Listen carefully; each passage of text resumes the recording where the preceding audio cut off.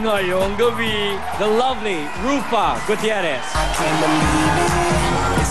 Ang iyong reaksyon talagang malupit, kaya 10,000 iyong makakamit. 936-2551 iyong tatawagan. Si Daki Dakanay, hanapin mo lamang. Nagbabalik ang pambansang talent show on television, ang Talentadong Pinoy. Okay, eto na ang aming pangakong malaking pasabog ukol sa nalalapit na Battle of the Champions 2011. Kasama natin si Mr. Fu live sa may EDSA. Pasok, Mr. Fu!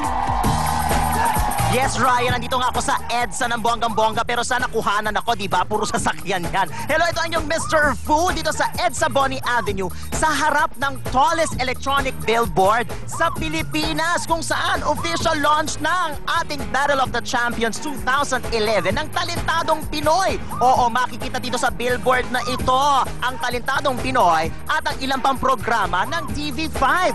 Bonggang-bongga, di ba? So abangan natin, ha? Official launch lang naman ito. Ayan na! Eto na siya! Go! 5, 4, 3, 2, 1! Tatagalin Philippines Ultimate Talentado.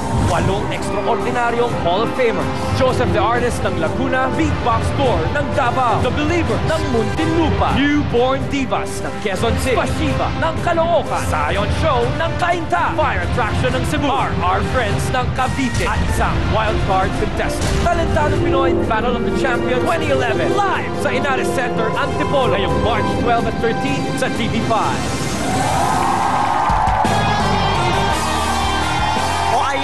Kapatid, 8 Hall of Famers at isang wildcard ang magbabakbakan sa Inares Center Antipolo sa March 12 and 13 para sa Battle of the Champions 2011 ng Talentadong Pinoy.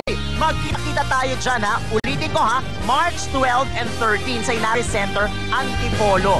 Free admission po yan. So bonggang-bongga, nandyan ako bilang ako na talentado at talentada. Just, oo, go tayo dyan, ha? Battle of the Champions ng Talentadong Pinoy. Go!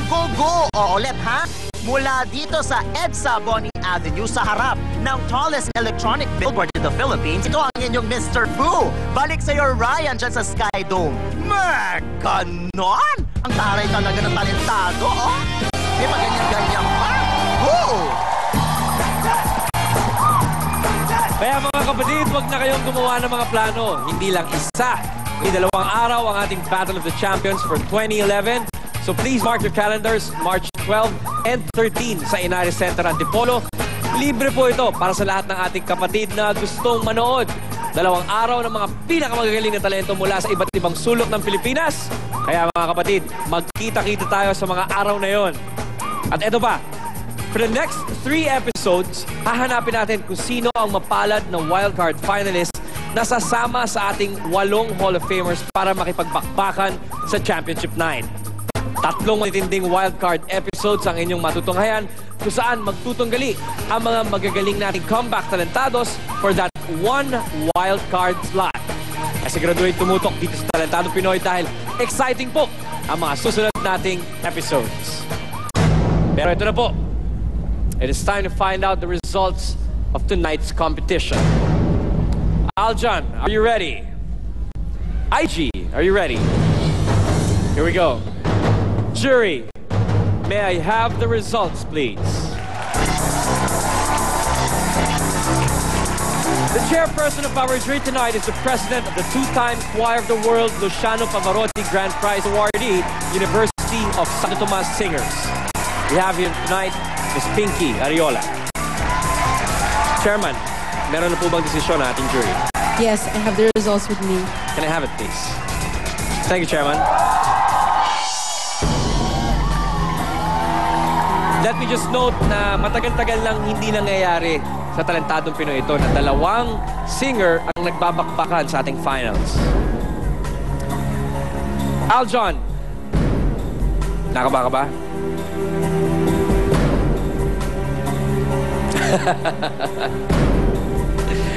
IG, kinakabahan ka ba?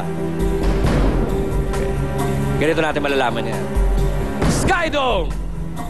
Sino ang kampe sa ating challenger na si Aljon?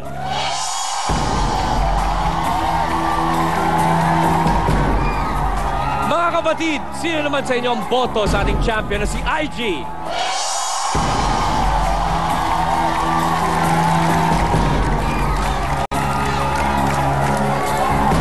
Aljon, sa palakpakan, nanalo si IG. Pero huwag kang mawala ng pag-asa. Dahil hindi sa palakpakan na dadaan ang talentadong Pinoy. We appreciate the audience reaction. Pero mag-uwi ng 50,000 ang nakakuha ng mataas na scores na 1/3 niyan ay galing sa ating talent scouts. At ang mas mabigat na 2/3 ay galing sa ating jury. So Aljon and IG, good luck. 50,000 pesos to the winner and a chance to defend the title bilang kampiyon ng talentadong Pinoy. Congratulations!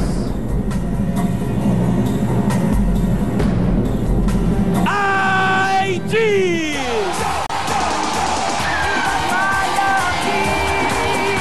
Aljon, thank you very much. Here's 10,000 pesos for you. Maraming salamat.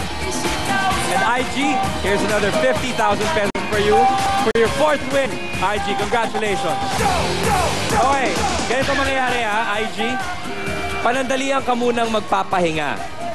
4th win mo na ngayon, you're halfway through the run sa ating Hall of Fame. Pero magpapahinga ka muna dahil next week, mag-uumpisa na ang first round ng ating wildcard episodes. Kaya sa pagbabalik mo, yan ay pagkatapos na ng ating final sa IG. Okay? Malinaw? May panahon ka pa maghanda at mag-ensayo mabuti. Kaya good luck, IG. Palakpakan natin, ating kampiyon ngayong gabi, IG! Mga kapatid, next week, simula na ng ating wildcard round. 3 araw na punong-puno ng saya, talento at drama. Matira ang matibay. Abangan ito sa darating na Sabado. Until then, ako po si Ryan Agoncillo at ito ang pinakamalaking talent show on Philippine Television. Ang...